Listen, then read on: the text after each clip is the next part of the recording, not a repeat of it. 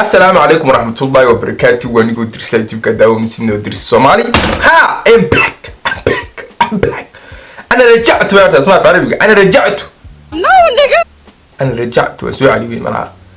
أنا رجعت هلا. مو يا والله هذا.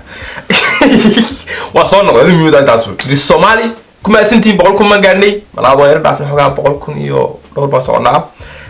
لكن ميدو حما ميدو حوين فيديو إنه ما تفيديو إنه حوين سجال قلب أو كانوا استعي كان إن تاج النقط بولاي قفل بس كجلال لا إنه تاج النقط ما كان صعب أنا تاج النقط وحن ما لعك بدني كوات كلا حن ما كنت مركب برهان إنه وحنا نقول استعي إن تاج النقط تاج النقط لا نايبه إنكستون ويجي راعي تانو أنا أدت على نيرته تاجرين بمرارة قف وين تاو تاجرين بيروح مكان مسا وسويدين كتاده ما حد تاجر لهيني وهاي وحول بودي كرنا يا موادي شو شقين تاسودنا أدت على نيرته يقولي وقت بعيس تام كذا ما أدت فرتنشين مع تاي يقولي وقت بعيس تام أدت فرتني شان فرتني ستحت يقولي وقت بعيس تام كذا ساعدت كوين تاي لكن سكيلو تاجر نمدا إن نصير قوت بعد ما يسكر ومين مكان مسا مكان وذاك نبرو في هذا نكني أما كبر نكان ما يقف كويه iyaga oo mar un rajeynaya in dheesha faqriga ay tuuraan laakiin waxaa dhacaysa inaan marar badan oo aan sameeyno qaladaad si olokac ah ama aanan ahayn oo sababa inaan farqiga weligood aanan ka bixin milyaneerka lagu magacaabo Steve Sipol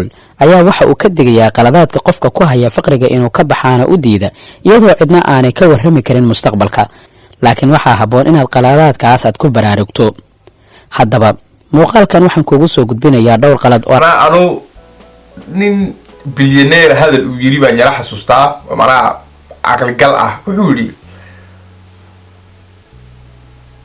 بل ايك ددك لا سعودي معناها اظونا يسولين بمحل تاجر لاهين لا ايك بس اصحابتا هذا يلا سعوتا اصحابتا waa maxay ma dad iska fadhiyo wuxuu iska dadaawado wax geengem iska ciyaara bis wada doon inay hormar sameeyaan adigu bal asxaabta la socodina tusbuuri ana ku tusay mustaqbalkaaga adigu wuxuu yiri asxaabtaada tus ama waxaan ku tusay mustaqbalkaaga mana waa runtiide qofku hadii uu asxaab doonaysa inay hormar gaadho ama inay hormar sameeysan socdo de hormar sameeyni hadii uu laakiin la socdo asxaab iska fadhido mana ka fikrayso waxay migacun laayde saasun bisaguna ahaani marka hadalkaasi hadal yar oo fiican baa wuxuu yiri asxaabtaada tus ana mustaqbalkaaga ku tusi ya laga yaabo inaad adiga yaraysato oo ka hor istaagaya in aad guuleysato waana ilaa 9 qodob 1 kaydinta lacagaha oo kaliya ayaad ku fiican tahay kaydinta lacagaha iyo ururinteeda waa ay fiican tahay inaad hanti samaysato laakiin maaha inaad mashquul aad ku noqoto wax ururin oo kaliya waxaa muhiim ah inaad u fikirto sida dadka taajiriinta ah oo kale oo mar walba si ay lacag u helaan oo faa'iido u sameyn lahaayeen kaalinta koowaad ee u tahay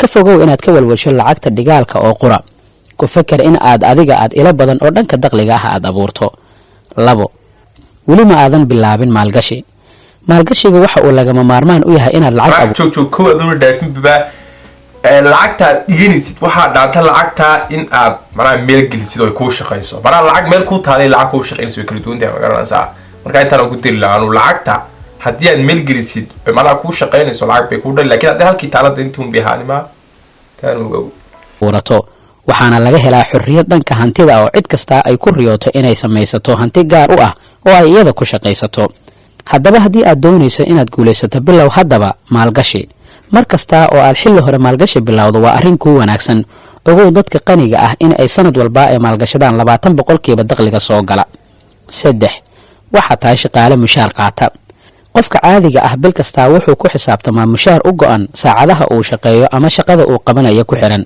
laakiin dadka taajiriinta ah waa dad inta badan iskood u shaqeysta oo mashaariicdooda gaarka ah ka howlgala inaad qof kale u shaqeysaa waa wadada ugu ammaanka badan ee aad bil walba wax la huba ka heli karto laakiin haddii hamigaagu intaa uusan dhaafsiisanayn oo aad doonayso inaad noqoto qof taajir ah waxaa lagama maarmaan ah maanta inaad abuurato mashaariic gaar ku ah adiga mashaariicda gaar ku ama inaad company abuurato waxa laga yaabaa tusaale dukaan baad ka bilaabi kartaa dukaankaas dukaanka u dhali karaa dukaanka bakhaar baad ka dhigi kartaa bakhaarkaasi meel weyn buu kasi adu macnaha muhiimad waxa weeyaan in aad wax samayso waxaasoo in ahayn de waxaad qof hoos tagaysid macnaha adigu wuxuu samee hada doonti meelba kabala fadhiiso adigu muhiimad waxa weeyaan adu shapes ku yaatid macnaha adigu booska ahaw 4 waxaad iibsataa waxyaabo aad qaali u ah dadka agtooda caan kaga noqon mabaadi'daada iyo akhlaaqda aad leedahay laakiin waxyaabaha aad iibsanaysa ee qaaliga ah waxba kuma soo kordhinayaan inaad faqiirtinimo aad ku sii nogaato mooyaane 5 qof kale ayaa doonaysa inaad riyadiisa u ramayso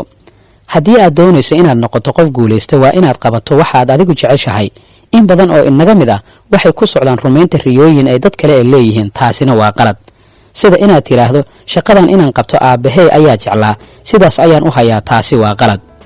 qaladka anu waxoogaaba dadka waaweyn kula talin lahaa, garan maayo imika inay daawanayaan dad macnaha hadee ciyaal dhalay, laakiin dadkaa waxbaan kula talin lahaa. fadlan ha ku olina ciyaalkiina noqo injineer, ha ku olina ciyaalkaaga doctor noqo, ha ku olina ciyaalkaaga waxaa noqo. macnaha isku yarada inaad fahanto wuxuu ku fiican yahay.